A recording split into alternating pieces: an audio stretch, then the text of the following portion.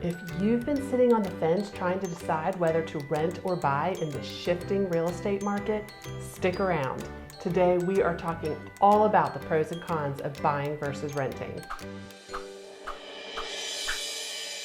Hi, if you're new here, I'm Tracey Scholen with the HàVN Group, and we help people relocate to the greater Atlanta area. Make sure you hit that subscribe button if you want to hear more about some of the best places to live in Atlanta. We have also linked a copy of our free Atlanta relocation guide in the description below. Let's dive in. Pro number one for buying versus renting is to beat inflation. Rents in Atlanta have been on the rise. Rent tends to go up with inflation, and as we all know, inflation has certainly been on the rise over the last several months. Owning a home is a great way to protect yourself against future inflation. As a renter, you are at the mercy of the market and your landlord. A 3 to 5% yearly increase in rent can quickly add up. For example, a $2,000 a month rent could increase to almost $4,000 over 15 years. That's almost double. Pro number two for buying versus renting: consistent payments. When you purchase a home with a fixed rate mortgage, you know the precise amount of your principal and interest payments for the entire life of the loan until it's either paid off or until you move again. There is no wondering how much your payment is going to go up with a fixed rate mortgage, making it easy to plan your budget. Pro number three for buying: to build equity. Why throw away money on rent when you can buy a home? If you buy today, your home's value will likely appreciate. Historically, buying a home has been an elevator to generating equity and income.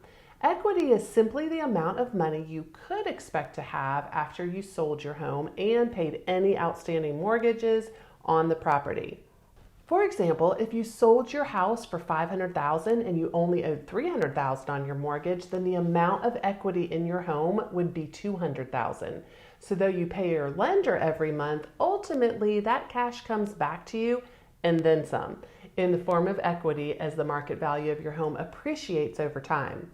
This past year, homes in Georgia appreciated 23% over the previous year. That's like having a $500,000 home and the next year being able to sell it for $615,000. What an investment. And lastly, pro number four for buying versus renting: freedom. Enjoying more freedom is perhaps the best reason for buying. Don't like the awful bathroom or ugly kitchen that you have? Renovate. Have a hankering for pink wallpaper? Go for it. Feeling handy? Tile your bathroom. The things you can do in your own home are endless. Renters typically just have to live with how it looks. There really is something special about owning your own home and the freedom it gives you to be able to do what you like. Okay, so yes, we are realtors and we would love for you to buy so we can keep doing what we love to do. However, what we want even more is what is best for you. And sometimes buying is not the best option for you.